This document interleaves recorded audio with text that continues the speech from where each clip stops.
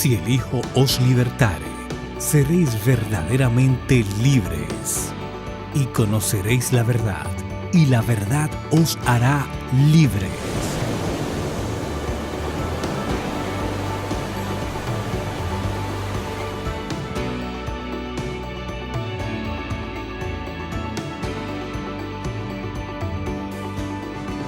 Así inicia el programa que bendecirá su vida y su familia. Bienvenidos a esta experiencia espiritual.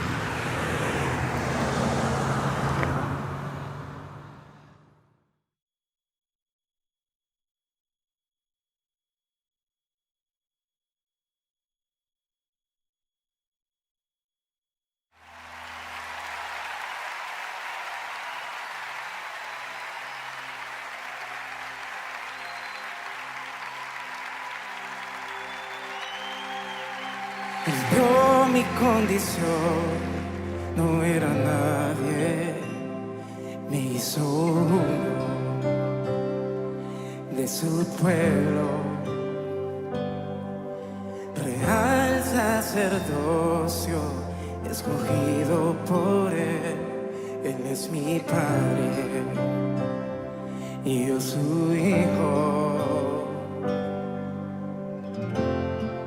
Admirable consejero, príncipe de paz, es aquel que se hizo carne, lleno de gracia y verdad.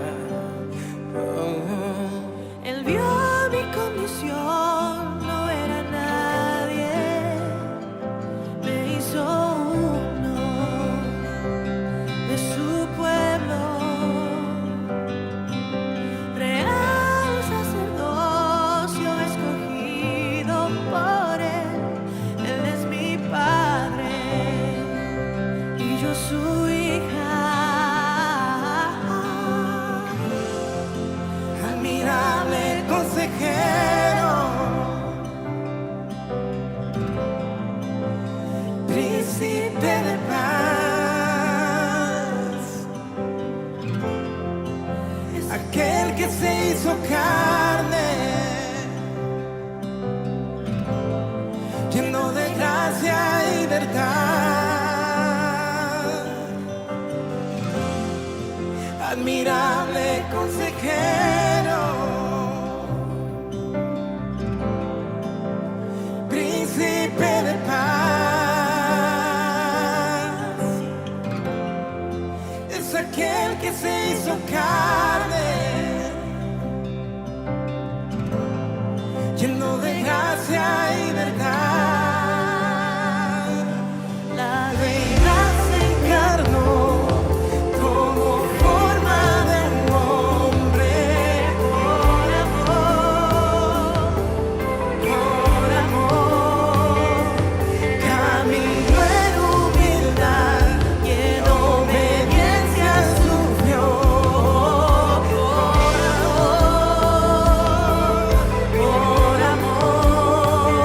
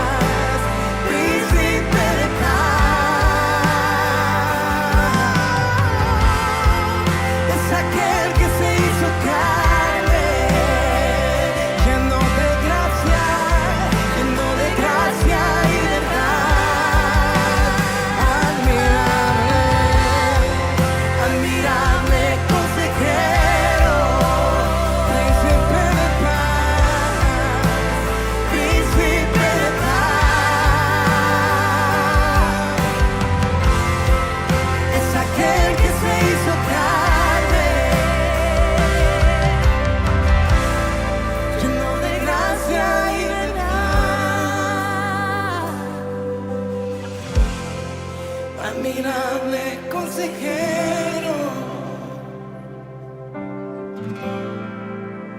príncipe de paz, es aquel que se hizo carne,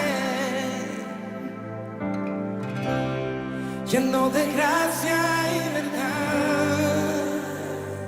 Es por tu gracia que estoy de pie, que estoy de pie, solo por ti, amado Dios. Solo es por tu gracia que libre soy, que libre soy, solo por tu gracia. Oh, y solo es por tu gracia que sano soy, que sano soy, que sano soy. Y solo por tu gracia, y solo es por tu gracia que libre soy, que libre soy, que libre soy. Oh, y solo por tu gracia, alguien levante sus manos y diga, y solo por tu gracia estoy de pie, estoy de pie, estoy de pie.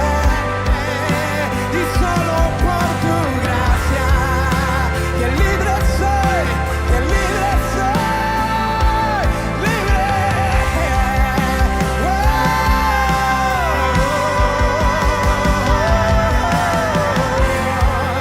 Admirable consejero, príncipe de paz, príncipe de paz, aquel que se hizo carne, aquel que se hizo carne, lleno de gracia y verdad. Admirable consejero, príncipe de paz, príncipe de paz.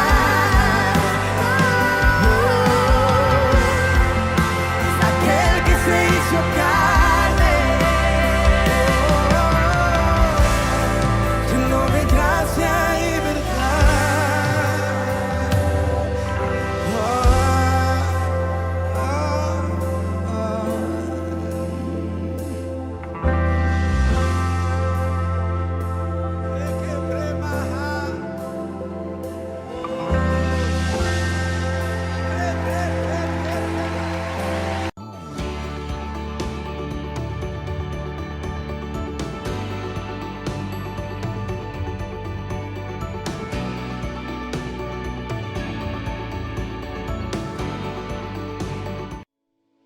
¿Cuántas veces has soñado con tener tu propia casa o negocio?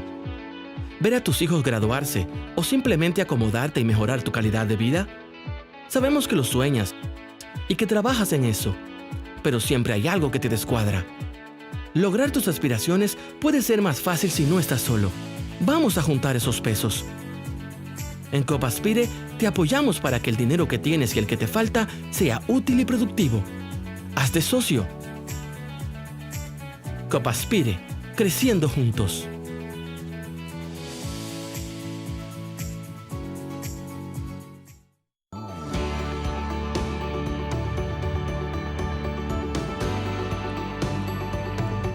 Sí, buenas.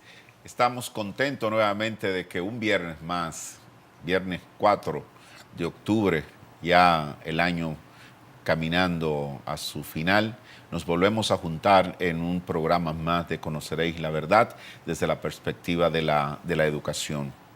Desde la semana pasada, junto con el arquitecto Luis Sena, hemos comenzado a hablar de la educación conectada a una propuesta de desarrollo nacional que permita que lo que los alumnos aprendan en las aulas de la escuela sirvan definitivamente para que esto empuje hacia un plan mayor de la educación. Así que buenos días, Luis. Buenos días. Gusto de que el Señor nos dé el privilegio de volvernos a juntar. Así que vamos a seguir en la temática del viernes pasado, Luis, porque algunas personas se nos acercaron y nos dijeron que el tema les resultó interesante, sobre todo porque uno de los problemas que ellos perciben de la educación es que mucha de la información que los estudiantes reciben en la escuela, los mismos estudiantes alguna vez se preguntan, ¿para qué me sirve esto? ¿Para qué y en qué voy a usar esto? Y justamente una de las preguntas que yo entiendo que la educación en sentido general y en sentido particular, la educación cristiana debe hacerse. ¿Cuál es la naturaleza del niño o de la niña que recibimos en la escuela? ¿Qué tan efectivo nosotros podemos ser con el niño o la niña que nosotros recibimos como maestro o maestra en las aulas? De tal manera que es posible de verdad que la educación garantice el conocimiento. Los alumnos pueden llegar a conocer la verdad. Claro. Bueno, lo primero que debemos tomar en cuenta es que en una concepción bíblica de la vida, los alumnos son vasos llenos de los cuales hay que sacar el potencial de sabiduría que Dios puso en ellos. No vasos vacíos que hay que llenar con información y con conocimiento. Entonces, hay una diferencia estructural entre una visión del mundo bíblica y una visión del mundo secularizada o un cristianismo gnóstico dualista. Entonces, en el concepto bíblico es posible conocer porque Dios existe fuera de la creación, Él se ha revelado en la creación y en su palabra, por lo tanto la verdad es objetiva, porque Dios existe y es objetivo y Él se ha revelado. Entonces tenemos la posibilidad de un conocimiento objetivo. Eso es esencial para entender la educación y el conocimiento desde una perspectiva bíblica. Okay. Entonces, en esa línea, ¿cuáles son los resultados al que deberíamos aspirar como sociedad con la educación que nuestros hijos están recibiendo en la escuela?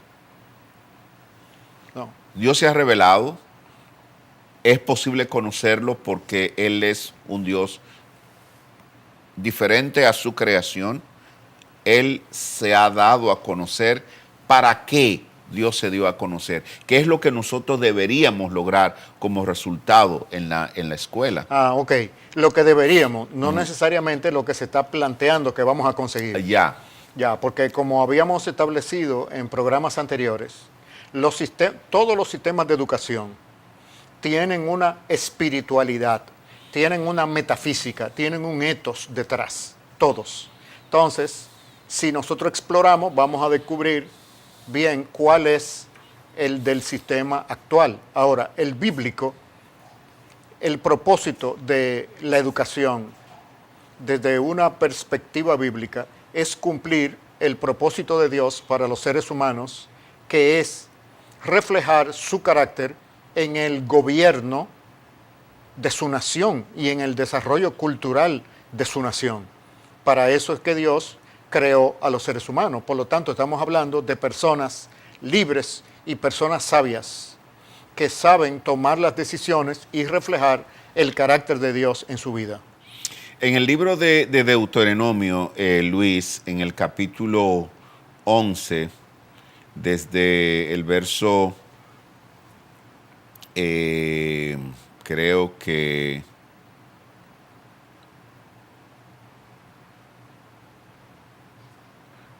el Señor habla de esa parte que es responsabilidad. Grábense estas palabras en el corazón y en la mente. Átenlas en sus manos como un signo y llévenlas en su frente como una marca. Enséñaselas a sus hijos y repítanselas cuando estén en la casa y cuando anden por el camino, cuando se acuesten y cuando se levanten. Escríbanla en los postes de su casa y en los portones de la ciudad. Así, mientras existan los cielos sobre la tierra, ustedes y su descendiente prolongarán su vida sobre la tierra que el Señor juró a los antepasados de ustedes que les daría. Si ustedes obedecen todos estos mandamientos que yo les doy, amen al Señor su Dios, sigan por todos sus caminos y sean fieles. Es decir, lo que el Señor le está diciendo a los israelitas con relación a lo que Él enseña y a lo que ellos deberían poner en práctica, le dice para que alarguen sus días sobre la tierra. Pudiéramos decir entonces, Luis, que uno de los propósitos de la educación es la perpetuación y mejora en la vida de la especie humana. Claro, porque en Génesis 1 nosotros vemos que Dios da el mandato cultural: creced, multiplicaos, llenad la tierra y sojuzgadla y señoread sobre toda la creación.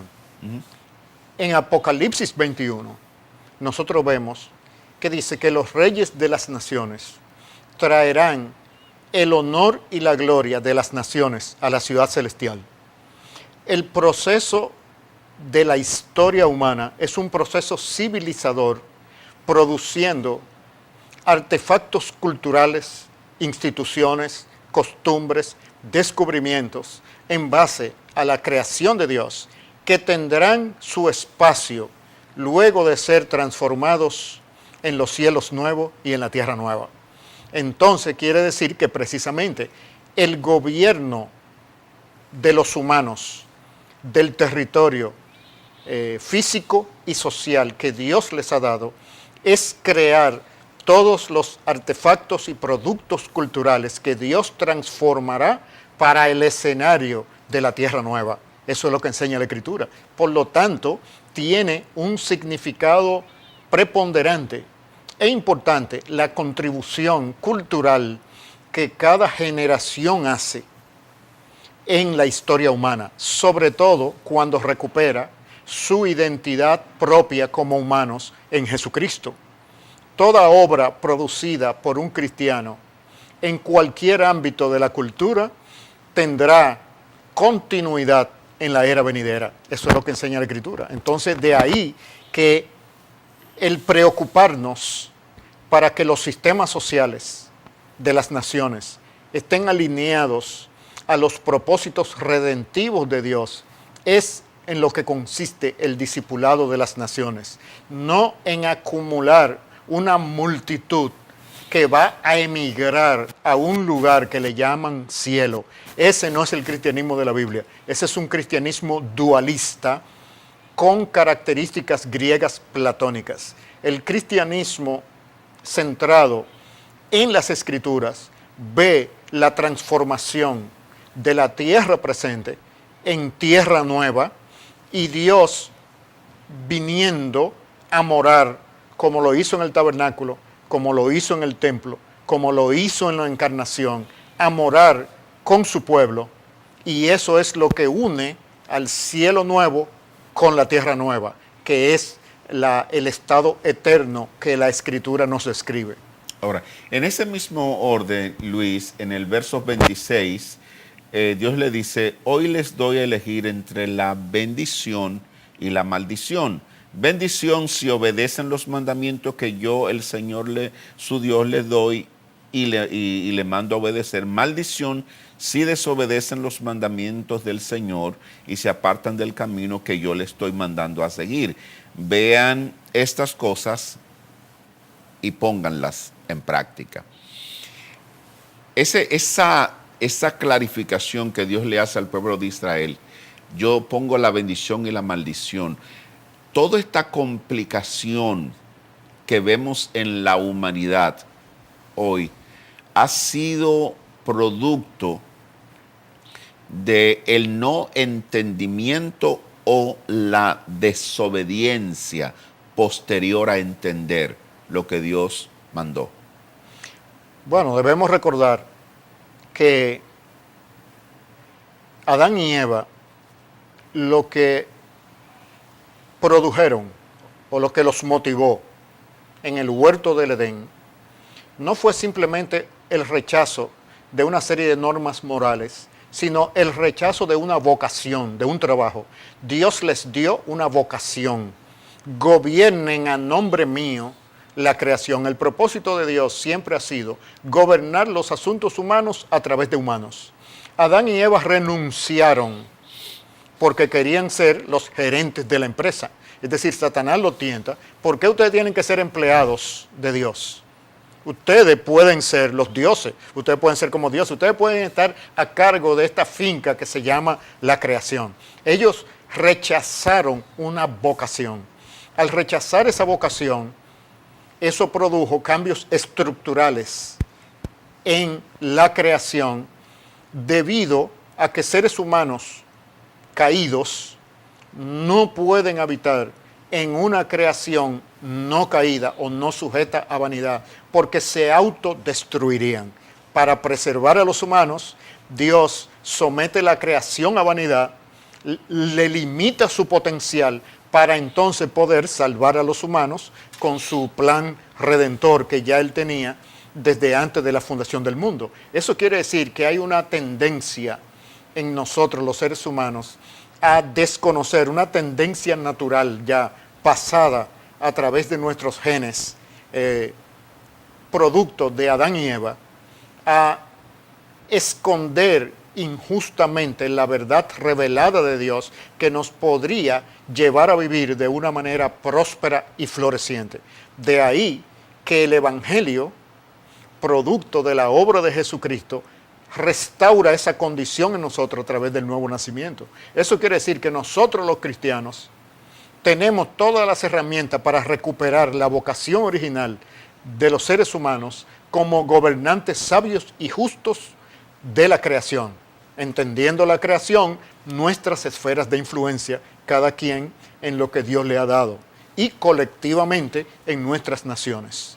Es obvio entonces, Luis, que la relación personal del hombre con Dios no solo pone al hombre amigo de Dios, sino que lo coloca en la posición de recobrar la vocación que inicialmente Dios nos ha encomendado. Y la escuela, obviamente, es el espacio donde mejor nosotros podemos aprender a retomar la vocación y a ponerla en práctica con toda la responsabilidad que ello implica. Pero la verdad es que la iglesia no necesariamente ha enseñado que el proceso de salvación conlleva la recuperación de la vocación. Muy por el contrario, yo creo que y yo posiblemente en mi condición también de pastor, tengo que admitir que la enseñanza tradicional de la iglesia ha sido en paralelo. Es decir, una realidad espiritual que vive el ser humano, que se resuelve cuando entiende el sacrificio de Cristo por él, y otra es la vida secular, como solemos llamarla, que es todo lo que no tiene que ver con la iglesia o con el área espiritual, que tú la puedes vivir muchas veces sin tomar en cuenta el punto de referencia de la fe. ¿Cómo nos damos cuenta nosotros que la escuela está cumpliendo con ese rol de redescubrir junto con los alumnos la vocación que Dios nos dio? Es decir, somos administradores de la creación de Dios y vamos a tener que darle cuenta a Dios de ella. Bueno, eso tiene mucho que ver la filosofía de educación que se esté practicando, pero sobre todo la vida en el aula, el contenido y metodología de las materias escolares tiene que llevar a los estudiantes a darse cuenta de la sabiduría y de la magnitud de la gloria de Dios implicada en el contenido específico que se está enseñando. Es decir, las materias escolares son el vehículo para recuperar esa revelación general que Dios ha dado para que los estudiantes deseen ser amigos de ese Dios tan magnífico que se ha revelado en la creación a través de Jesucristo. Entonces, el aula, las materias son la recuperación, vamos a decirlo así, del propósito de la revelación general de Dios. Eso es lo que una educación cristiana de calidad debería hacer, que los estudiantes admiren la sabiduría de Dios en la creación. Eso no quiere decir que por medio de esa admiración de Dios, de la inteligencia y la sabiduría de Dios, se van a salvar o van a ser regenerados, pero sí van a tener que reconocer como humanos que hay una inteligencia y una sabiduría muy superior, de las cuales ellos tienen son parte también. Eso los va a llevar, como son niños, a una admiración, y el maestro entonces apuntará a que Dios se ha revelado en Jesucristo para ser amigo de ellos. Pero ese Dios que es tan poderoso y tan hermoso y tan veraz, reflejado en la geografía, en la zoología, en la botánica, en la anatomía, etc. Entonces, una educación cristiana verdadera busca la gloria de Dios en los contenidos de la materia, no en los contenidos religiosos o espirituales. El cristianismo paralelo a la vida real no es bíblico, es griego, no es hebreo, es griego, es platónico, no bíblico. Entonces nosotros tenemos que revisar el cristianismo que practicamos desde las iglesias. De hecho, la iglesia es una de las instituciones de la sociedad, pero son todas las instituciones las que deben reflejar la gloria de Dios y deben ser lideradas con las características de Dios, no solamente la iglesia. Jesucristo es tan Señor del Palacio Nacional como de una iglesia local. Es tan Señor de la vida económica como de la vida artística. El hecho de que Él sea Señor de la iglesia no quiere decir que es exclusivo de la iglesia, porque quien gobierna, quien es rey y quien salva es Jesucristo, no la iglesia. Nosotros venimos de tradiciones que sobrevaluaron la iglesia para darle poder a los líderes de la iglesia, como el cristianismo medieval hasta el siglo XVI vino practicando. Pero mucho del cristianismo evangélico se ha montado en la misma plataforma y exalta el rol de la iglesia para exaltar el rol de los líderes de la iglesia, no de los miembros de la iglesia. Desde una perspectiva bíblica, la iglesia está formada por el cuerpo, por los miembros, no por los líderes. Entonces, esa distorsión hace que se proyecte un cristianismo distorsionado y que cuando lo aplicamos a la educación, todavía se insista en que educación cristiana quiere decir educación con contenido religioso, o bíblico o espiritual, no revelando a Dios en los contenidos de las materias que revelan su gloria en la creación. Hemos tenido históricamente, Luis, algunas concepciones históricas y filosóficas de lo que debe ser los objetivos y metas de la educación. Para los griegos, la meta de la educación era educar para el Estado, que de una u otra manera lo hemos estado conversando en algunos de los programas. O sea, que los griegos eran anteriores. Socialistas, eran los primeros socialistas. Exactamente, en el concepto de educar para el Estado, un Estado reproductor en el educando de las concepciones que el Estado quiere, los griegos fueron los primeros en postularlo. Los humanistas, en sentido general, el propósito y la meta es ayudar al alumno a desarrollar sus condiciones que da por sentado que son buenas. El negando la enseñanza bíblica de la caída y del pecado en los seres humanos. Obviamente. Es una negación a esa realidad de manera deliberada. Exacto, para tratar de librarse de la opresión religiosa del cristianismo medieval. Exactamente. Y la otra concepción es el naturalismo, planteado de hecho por Rousseau, que decía que el hombre nace bueno y la educación debe adaptarse a la naturaleza de ese hombre que no cambia. Es decir, el niño nace bueno, por lo tanto, la educación tiene que partir de la concepción de que es bueno y de que esa naturaleza no cambia. Y está el pragmatismo más llevado a la práctica en la sociedad norteamericana, que dice que lo que vale la pena es lo funcional, producir ciudadanos democráticos, por lo tanto, tiene que ser la meta de la educación.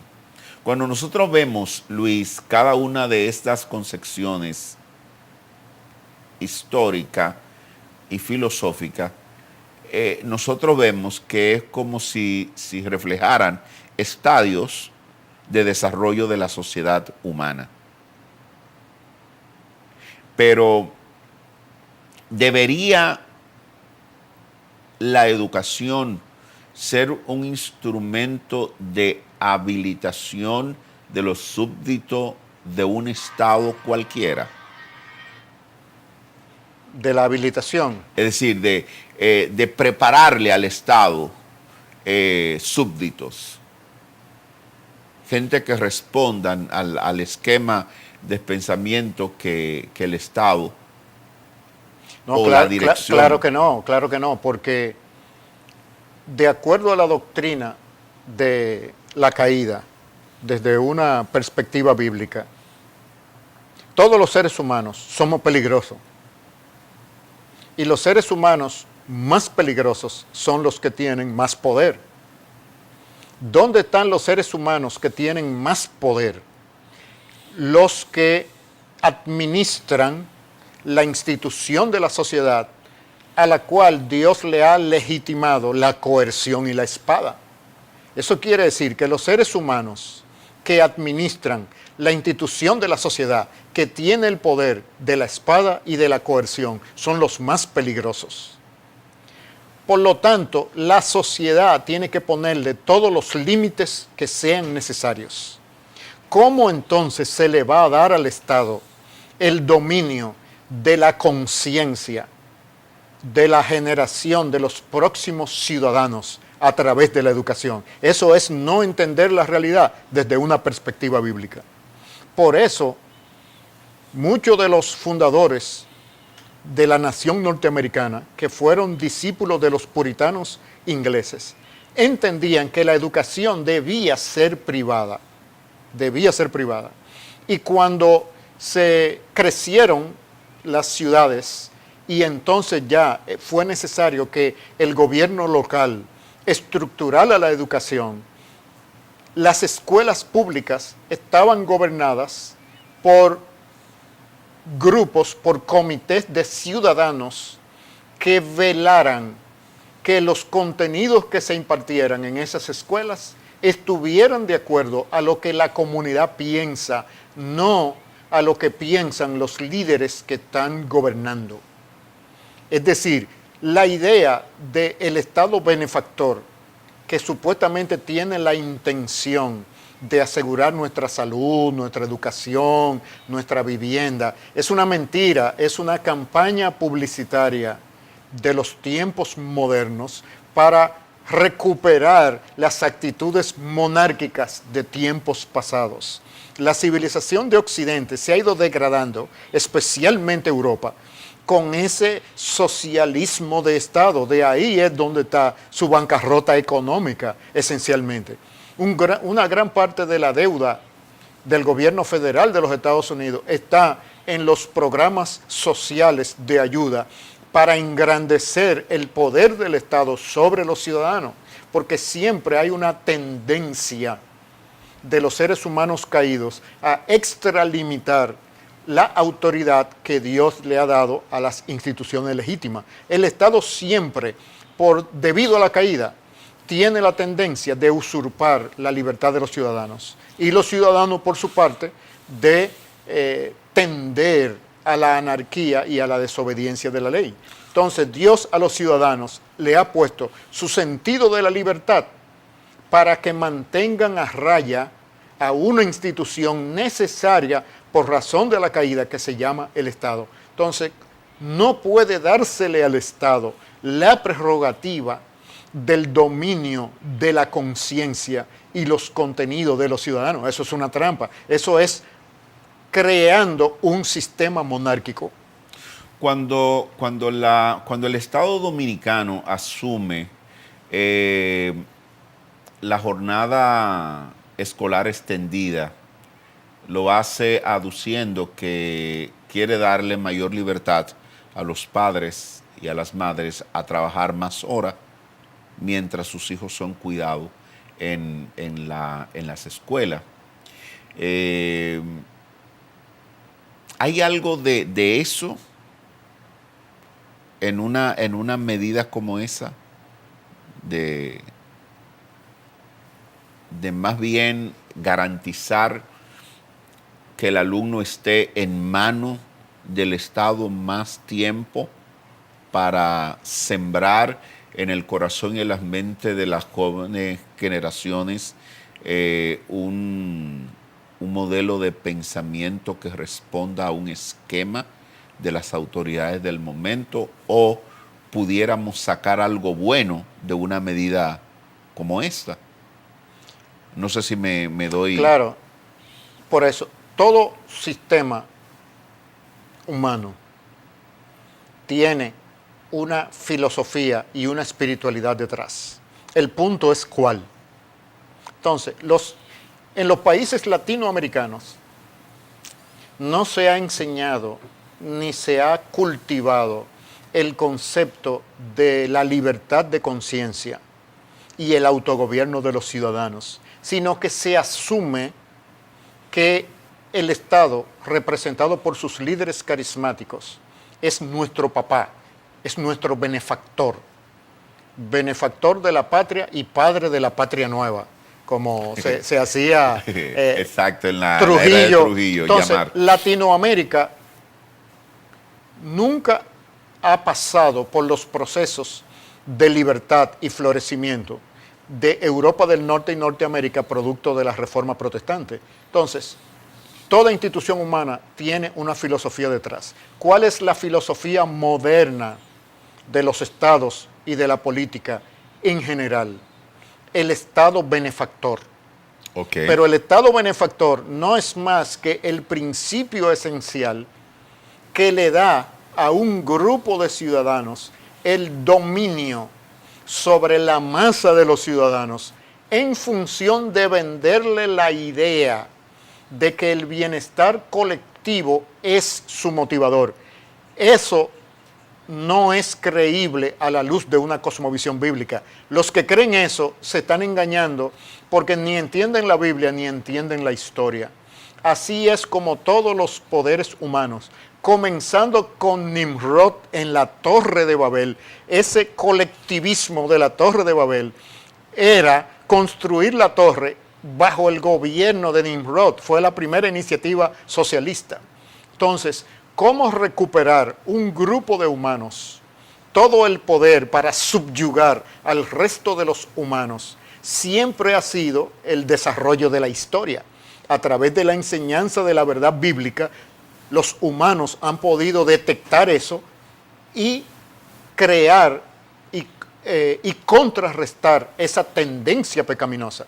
Pero donde la verdad bíblica no ha sido aplicada a la esfera social y política, esas sombras del carácter humano se proyectan y los más fuertes tienden a apoderarse de la libertad y de los recursos de las masas, y la manera de hacerlo modernamente no es con ejércitos y con la fuerza, sino mediante la persuasión de que hay un ente impersonal que se llama el Estado, que es tan bueno que si tú le das tu conciencia y tu libertad, él te va a dar una vida floreciente. inclusive la educación de tus hijos e inclusive para que tú puedas trabajar más, te los va a cuidar y le va a dar alimento, etc. Todo eso es parte de un paquete del Estado benefactor que surge eminentemente después de la Segunda Guerra Mundial y que ha llevado a la bancarrota a las naciones europeas y aún a la Norteamérica. Es decir, la civilización de Occidente, al caer en esa utopía del Estado benefactor, los recursos necesarios para el Estado benefactor, es lo que ha causado la decadencia económica de la civilización de Occidente. O sea, en otras palabras, es una falacia que exista ese ente impersonal que casi refleja los atributos de Dios en cuanto a la promoción y la publicidad que se le da. Justamente esa es la parte que quería conectar. Si entendemos bien y los amigos desde su casa han estado entendiendo el concepto, ese Estado benefactor lo que ha tratado es de crear un mundo, un paraíso. De venderlo. De vender. Porque no lo ha podido crear. Bueno, en sentido, porque la simulación o el ensayo, queremos hacer el paraíso que la Biblia habla desde teniendo al Estado como el reflejo de Dios Padre. Pero eso es una idea de Rousseau y de la Ilustración europea del siglo XVIII. O sea, todo ese movimiento humanista y luego ese secularismo de la Ilustración proponían eliminar la importancia del individuo y que mediante un contrato social nosotros le cedamos nuestros derechos de libertad a un ente impersonal que se llama el Estado. Por eso la Revolución Francesa deificó al Estado de una manera tal que terminaron en una dictadura bajo Napoleón Bonaparte. Y en efecto, entonces, ese Estado benefactor encuentra en la escuela su mejor laboratorio para reproducir esa mentalidad. Decías hace un rato, Luis, que eso de que el Estado está en la obligación de garantizar salud, educación, alimentación, hasta recreación, como derechos inalienables del ser humano en las naciones. Es la confirmación de que ese contrato social se ha dado y la gente sale cada cierto tiempo a refirmar ese contrato con alguien que lo persuade de que él representa eso. ¿Cómo la escuela puede revertir ese tipo de mentalidad? Enseñando la palabra de Dios desde una cosmovisión bíblica. La Biblia no es para sabérsela, es para vivirla. Y es para vivirla en el contexto de la creación y de los sistemas culturales. Entonces nosotros debemos borrar la idea de que el cristianismo es una religión, es un sistema de vida que permite florecer los recursos de la creación. Ajá. O sea, es un sistema de pensamiento, de afectos y de acciones que tienen consecuencias y producen artefactos culturales, productos y servicios. Es un sistema de vivir que permite florecer a los seres humanos. No es una religión. Porque la religión implica la intermediación de personas e instituciones en términos de la relación con Dios. El cristianismo borró eso ya. Todo creyente a través de Cristo tiene acceso directo a Dios. No necesita ningún otro humano, se llame papá, mamá, hermano, pastor, obispo, gobernante. No. Durante la Edad Media, el rey gobernaba por derecho divino. Ya a través de la recuperación de las verdades bíblicas, todo creyente tiene acceso directamente a Jesucristo, no necesita intermediarios humanos. Por lo tanto, es una persona libre y las personas libres no permiten ser masificadas. El Estado benefactor no es más que humanos caídos, unos pocos, tratando de apoderarse de la libertad y de los bienes de los muchos. La perspectiva bíblica, entonces, ayuda en la educación a crear un tipo de ciudadano que se autogobierna delante de Dios y por lo tanto necesita un mínimo gobierno externo por parte del Estado para cumplir el orden de la sociedad. Esa es una educación que enseña a los estudiantes a ser sabios y a ser libres y autogobernados. Es una educación que siembra el tipo de sociedad que puede florecer.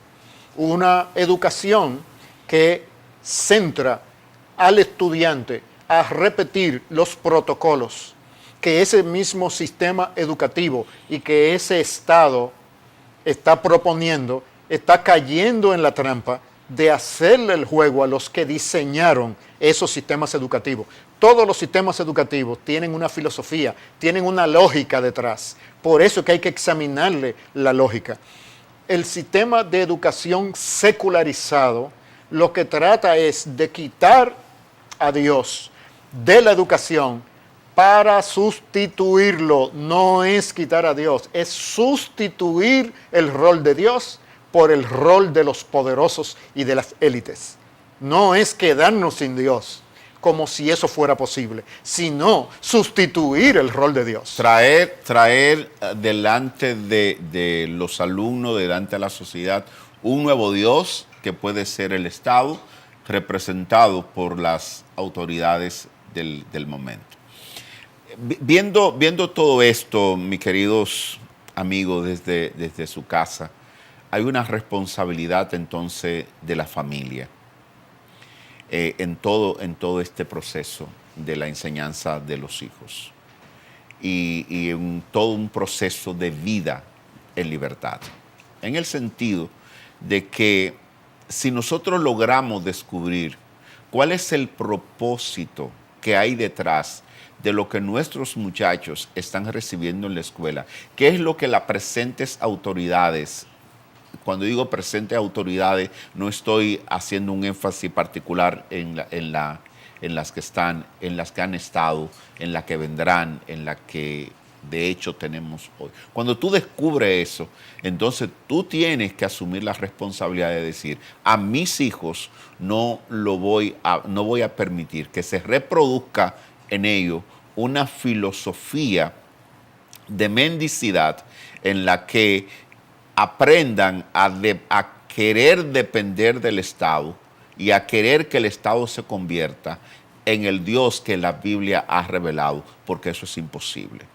Es una responsabilidad de la familia hacerle ver a los estudiantes que si bien es cierto, la escuela es un instrumento para que ellos pongan en marcha su desarrollo, ellos también están en la responsabilidad de cuestionar la figura del maestro o la maestra que está delante de ellos.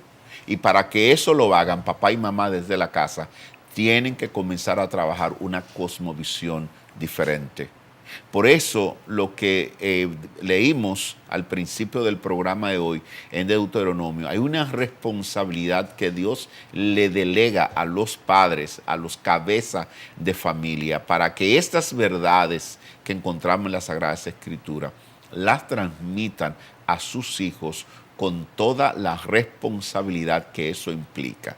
Y digo con toda la responsabilidad que eso implica, porque una vez el muchacho aprende que su conciencia solo debe entregársela a Dios, estará en la libertad de cuestionar la postura aún de sus propios padres que sean contrarios a lo que la Biblia dice.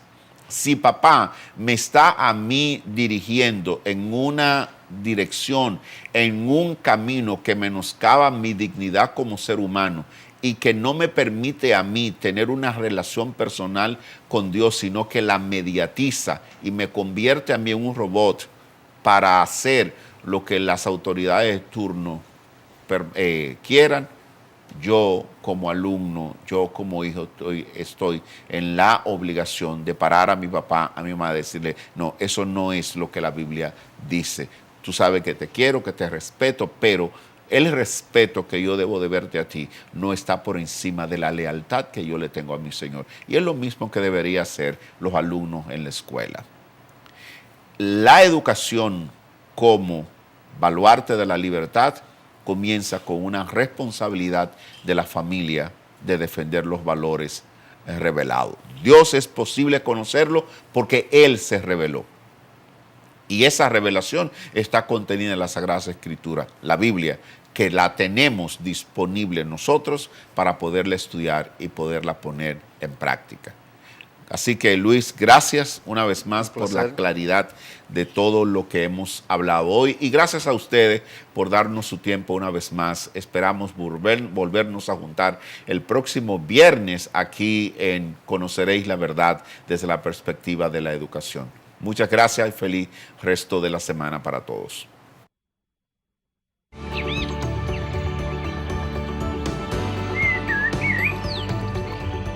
Hemos llegado al final del programa Y Conoceréis la Verdad. Que su vida haya sido bendecida en este día.